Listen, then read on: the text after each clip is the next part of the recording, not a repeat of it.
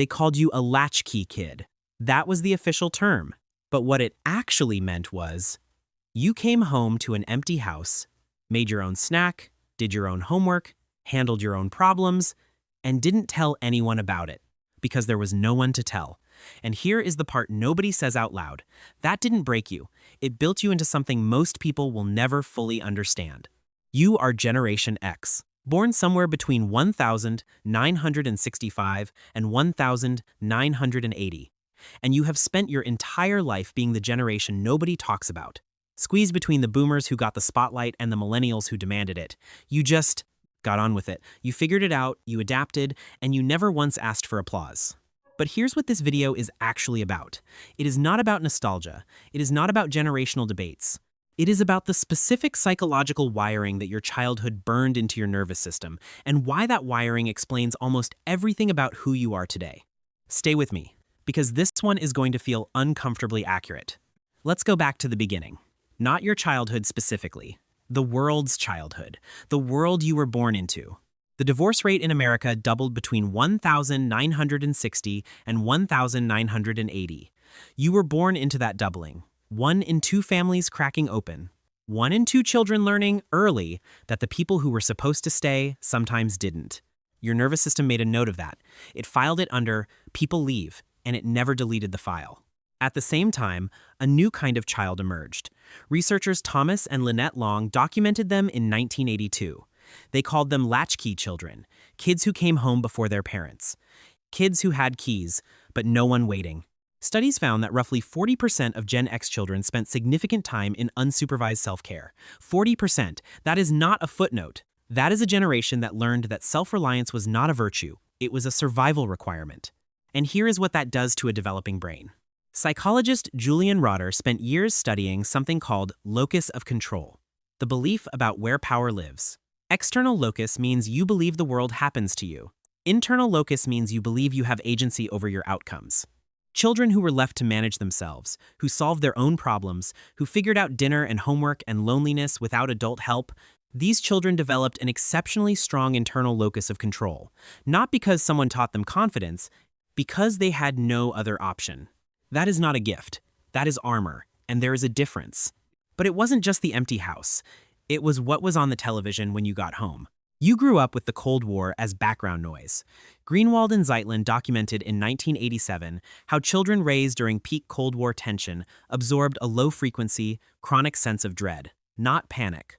Just the quiet understanding that the world could end, that adults were not fully in control, that safety was not guaranteed. And then there was the news. The news in the 1980s was not curated for your emotional well-being. AIDS, nuclear threat, the crack epidemic, Challenger exploding on live television. You watched institutions fail in real time, corporations downsize, promises break.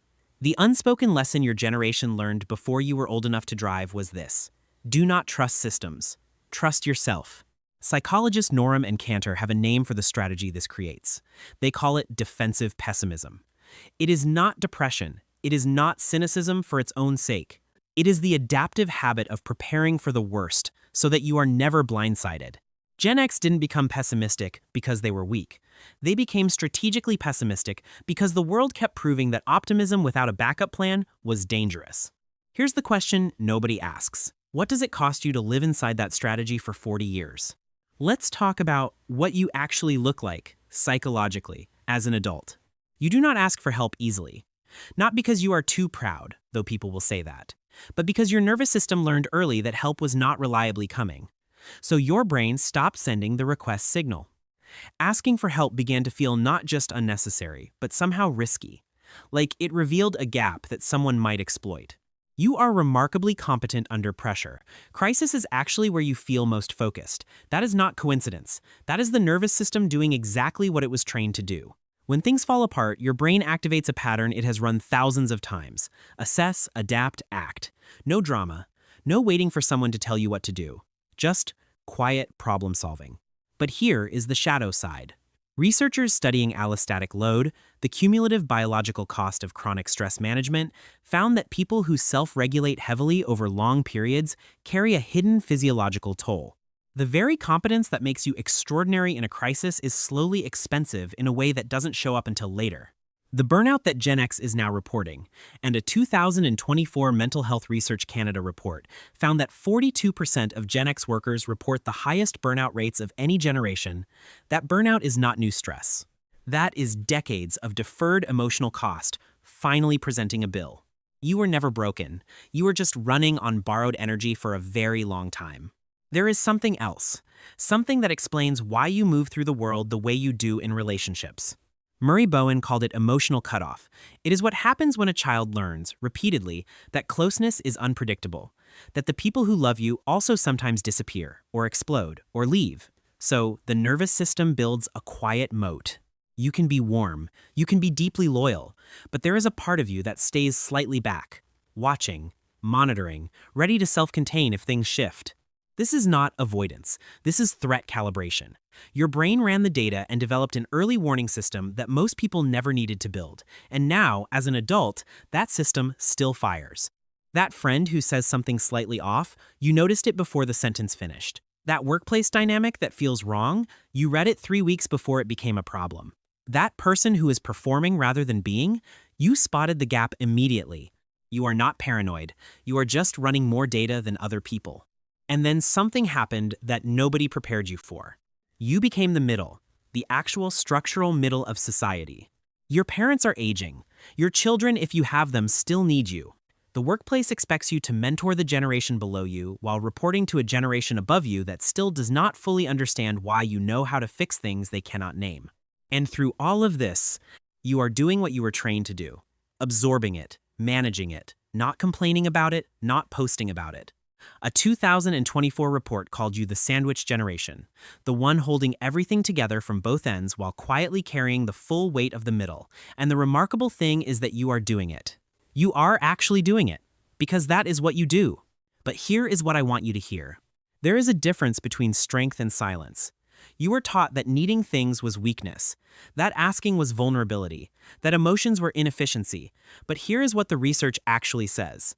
The Harvard study of adult development, 85 years of longitudinal data on human happiness, found that the single most consistent predictor of a good life, long life, meaningful life was not achievement.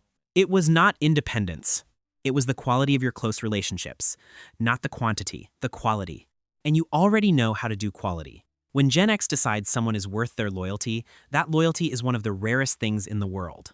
When you decide to let someone pass the moat, what they find there is extraordinary. The question is whether you will decide to let yourself have that. So, who are you, really? You are not the forgotten generation. You are not the middle child. You are not the generation that missed its moment.